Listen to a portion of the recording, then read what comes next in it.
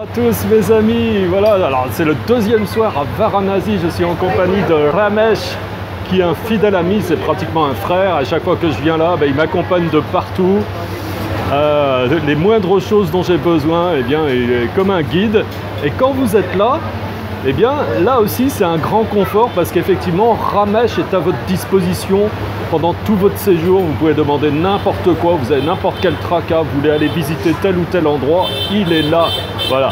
Donc là on va se prendre un super repas végétarien, peut-être tout à l'heure je vais vous montrer ce que l'on va manger.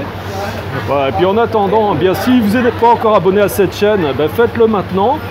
Vous pouvez cliquer sur le bouton qui se trouve en bas et au milieu de cette vidéo. De cette manière, vous rejoignez des centaines de personnes qui, elles aussi, sont en train de bâtir une philosophie de vie toujours plus solide jour après jour pour construire plus de bonheur pour elles-mêmes et autour d'elles. Voilà, pour une vie plus paisible et plus harmonieuse au sens large avec tout le monde. Et notre monde en a bien besoin. Alors récemment aussi, il est vrai qu'il y a encore eu des attentats. Et quand ce sont des attentats qui visent la France, alors que l'on est français, tout de suite on se sent très concerné et on voit beaucoup de messages, par exemple de témoignages sur Facebook et autres. Alors toutes nos prières vont vers les familles, etc. Et il y a tout un tas de commentaires et tout d'un coup tout le monde devient très compassionné. Voilà. Et moi je suis toujours très surpris. Pourquoi? Parce que je vais partager avec vous la manière dont je vois les choses.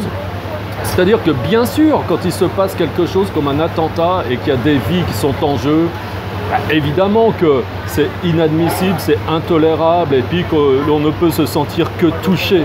Maintenant, ce que je ne comprends pas, c'est pourquoi, de la même façon, on ne se sent pas touché par tout ce qui se passe en permanence. En permanence, il y a de la violence. Alors, déjà, basiquement, si vous allez au Congo, il y a des millions de gens qui ont été tués, massacrés, mutilés, des femmes violées, des villages anéantis. Au Tibet, il y a de la souffrance. Je sais, que sais-je encore, il y a plein de pays où il y a de la violence en permanence, on n'en parle jamais. Alors, est-ce que, finalement, les vies humaines de nationalité française sont plus importantes que les autres vies humaines? Donc ça m'étonne complètement.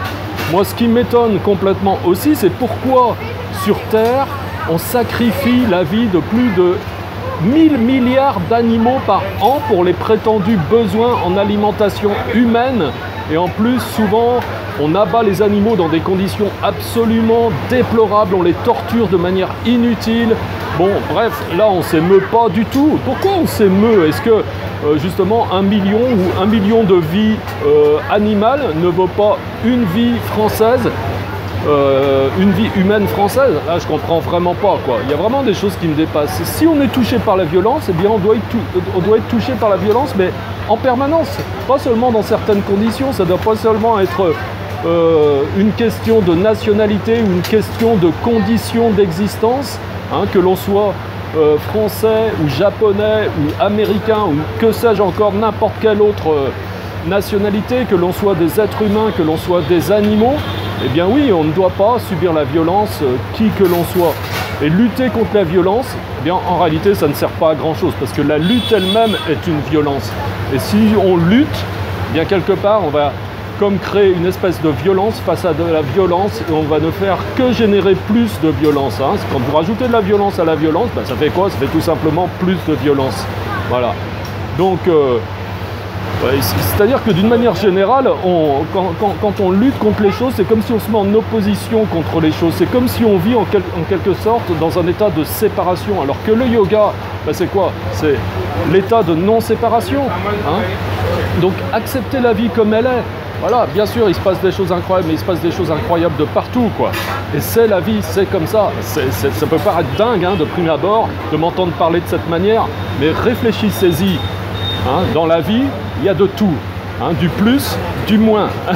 Et le moins existe en dépendance même du plus. Le plus existe en dépendance même du moins. Lorsque l'on prêche le fait d'être paisible en permanence, à l'opposé de la violence, est-ce qu'on n'est pas violent comme ça? En se séparant d'une certaine manière, on appartient à une certaine espèce d'environnement dans lequel, oui, nous sommes comme ceci, mais les autres sont comme ça. Et c'est ainsi que commencent les conflits. C'est ainsi que commencent les désaccords, les guerres, etc., etc., etc. Donc laissez chacun vivre sa vie avec ses opinions, voilà, sans porter de jugement au sens péjoratif du terme. Et puis surtout, soyez conscients qu'il se passe toutes sortes de choses, de partout, et que ça ne touche pas qu'un échantillon limité de personnes, ça touche le monde entier. Et ce qu'on a besoin, c'est de développer l'amour et la compassion inconditionnelle envers tous. Voilà, bon, c'était de manière très spontanée quelques idées à échanger ici.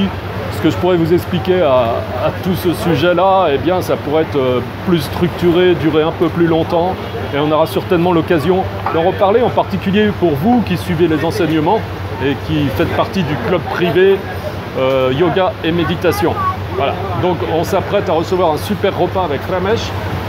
Et puis je vous quitte, je vous fais une petite vidéo tout à l'heure. Ah non, tiens, je peux vous montrer ce qu'on a reçu comme nourriture, regardez.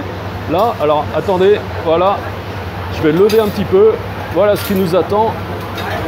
Vous voyez, des petites galettes avec du dal, enfin des petites choses succulentes. Voilà. Alors si vous êtes du prochain voyage en Inde, on viendra certainement ici à Varanasi. Alors là aussi, au niveau de l'alimentation, vous allez vous régaler. Voilà, en tout cas, je vous dis à bientôt pour une prochaine vidéo. Bye bye.